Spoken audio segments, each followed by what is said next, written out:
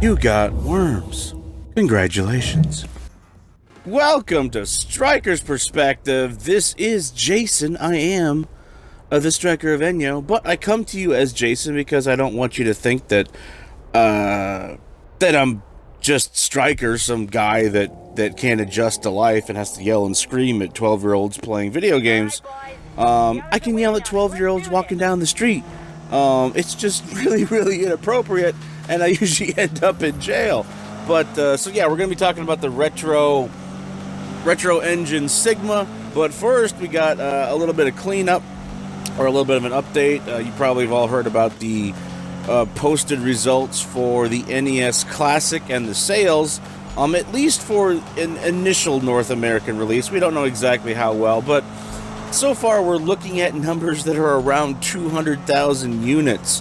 That is, you know, I told it before in my other video where when PlayStation 3 was coming out to the US, you know, Walmart and Best Buys were getting like, you know, 5 or 7 units each, and we were seeing single digit releases or shipments of the NES Classic as well. And I was guessing like maybe there's only 500,000, but yeah, apparently that's even half of that. So it's going to be a little while, I'm afraid, before we start seeing, you know, numbers. Obviously, this is not as complicated as a PlayStation 3, of course. It doesn't have a dedicated, you know, proprietary cell processor and whatnot. So we should start seeing this come out, but just keep waiting. But yeah, this is the RetroEngine Sigma. Is this thing real? Is it cool? Yes, it is real. There's your answer. Thank you, ladies and gentlemen. Good night. No. So what this thing is well, let's just talk about the system itself and what it is. So this is a project that's from Indiegogo. If you don't know Indiegogo, they are it's obviously a website where you can get a project funded. You can get it marketed and promoted. You can integrate analytics from the audience and get their feedback so that you can adjust your product. You can offer perk options and whatnot, and so you can get your project basically funded and fulfilled in the customer's eye. So it's not like a Kickstarter in a sense, but this is different because, you know, this thing is actually already done. It's created. You're not trying to kickstart this project. I mean, they have the unit. It might be in more of a prototype form at the moment, but, you know, they have a shell. They have, you know, everything here, and they seem to have the software as well. So what is this? It's basically a miniature console that can run a number of emulators for classic consoles like NES and Super Nintendo and Genesis. I'll run through the full list here in just a minute, but that's basically what it is. It's for retro gaming. It's basically the size of an NES Classic, essentially. It looks kind of like it's reminiscent of a Genesis. It's not a Genesis case or even a shrunk down version of it. It actually is slightly different, but it has a reminiscent look of the classic, you know, Genesis circle on top. But it, you know, they made it themselves. But this project is already funded too. $20,000 was their goal, and they've raised $477,000. So they've done nearly $500,000, and all they were asking for was $20,000. And a lot of the packages have already been bought, but there are still some that you can still buy. And this is also a product that is not meant to go to retail. It's possible they might do another Indiegogo, I guess, but it's like, this isn't a thing where, you know, Kickstarter's going to make it happen, then they're going to ship out to Walmarts, and, you know, then it's going to be an available product on retail stores. It's not. Can't talk, apparently. I got a lot of information I'm trying to get across. But yeah, it's a little mini console. It's a plug and play. It has it can either come with USB controllers or not. It supports HDMI. Blah blah blah. It's people have been talking about it having a Raspberry Pi internally, but it's actually an orange Pi, but it's similar technology. We'll get to that in a little bit. That's what some people have an issue with, is the fact that these are off-the-shelf parts that, literally, you're probably asking yourself, like, I could do this at home, but, well, these people are creating a product for you, right? And so here we go. This is what, you're looking at a 32 or a 16 gigabyte micro SD card with it. They have a dual stick analog controller that's similar to the PlayStation controller back in the day.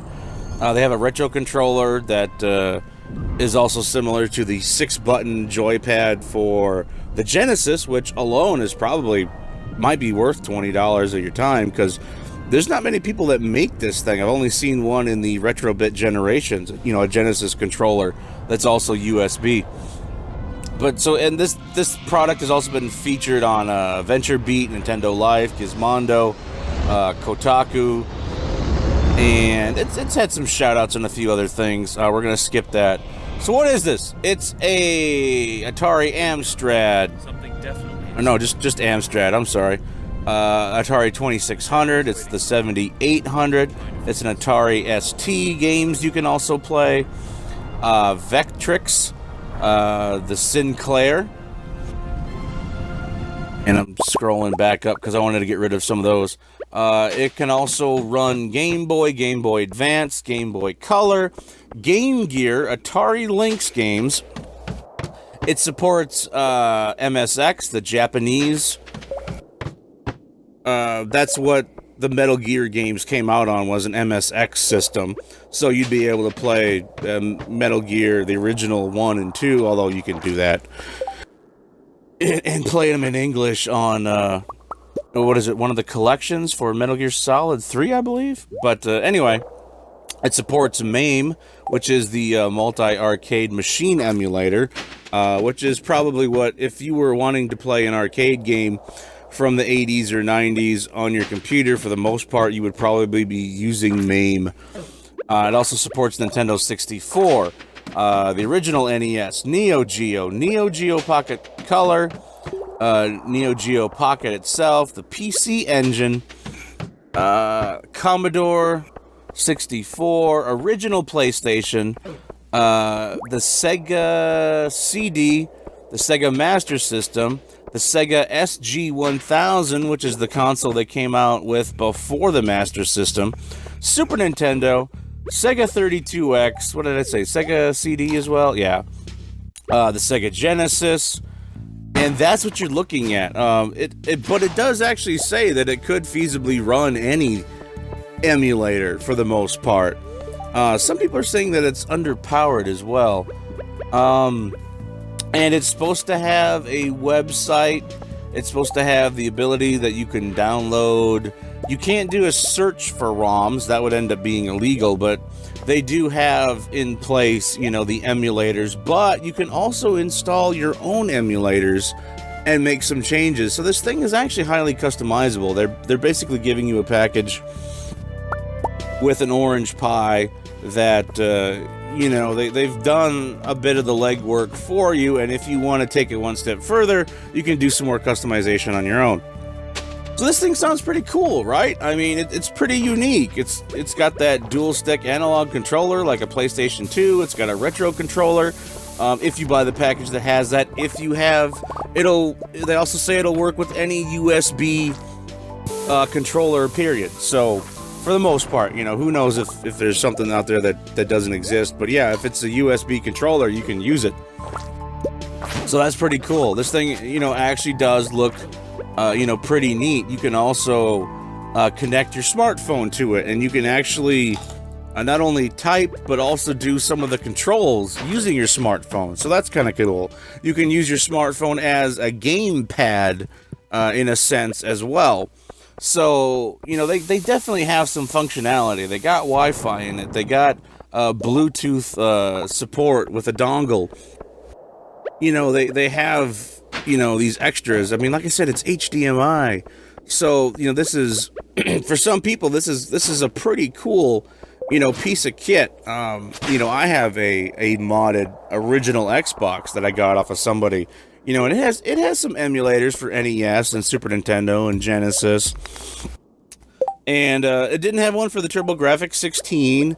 And, you know, there were some other things that it couldn't quite do. I could never get it to run in 720p mode. It would only go up to 480, even if I was using better cables. But besides the point, it's like, all right, well, I was kind of hoping that thing would be, you know, kind of an all-in-one for me.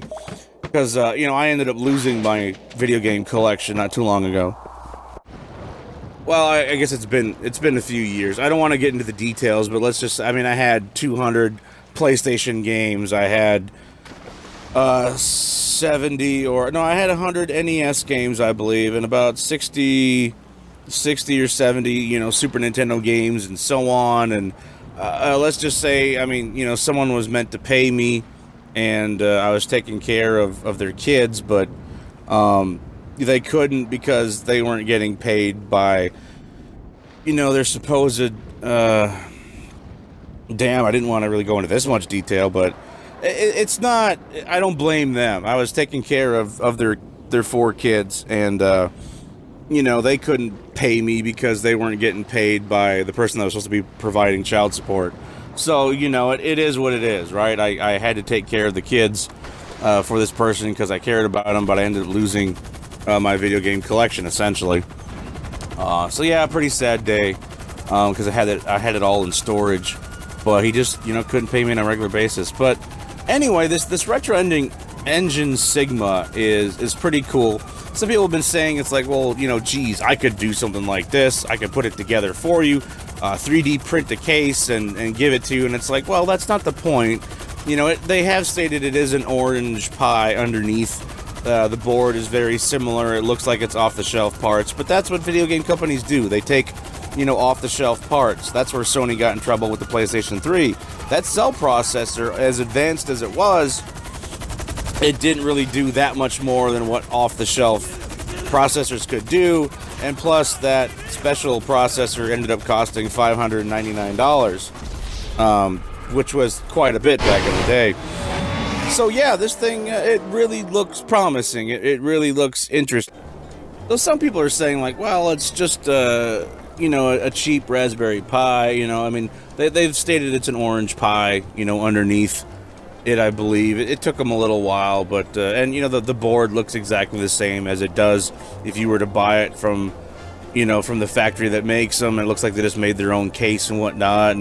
But, you know, this is for people that aren't as tech savvy. These are for people that, you know, they don't want to really mess with Raspberry Pi and trying to do emulation. You know, if you can do this kind of thing on your own, you know, that's great. But, you know, for the rest of us, you know, let us buy a product that's, you know, maybe $80 and just, you know, get everything kind of done for us. You know, that's what we're paying. And actually, there's an $89 price point that comes with the system, an AC adapter, the dual stick analog controller, the retro controller, a pre-installed 32 gig micro SD card, and a USB micro SD card, an SD card reader, Bluetooth expansion, HDMI cable, and a little voucher.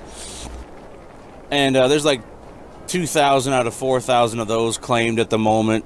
And there's a $69 version that has some controllers and whatnot.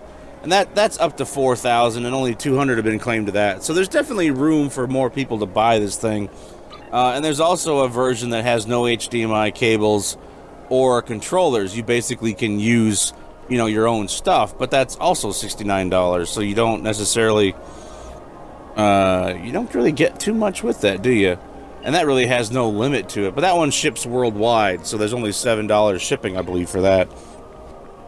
So it looks promising, and yeah, you know, you could probably put this thing together, and you're probably telling me it's like, well, hey, you know, give me an hour or two, and I could basically show you exactly how, you know, you could put this thing together. And it's like, well, that's really nice of you, but, you know, you can't teach everybody, you know, how to do this. If you have the knowledge, you can put something together that's more powerful, that probably works a whole lot better.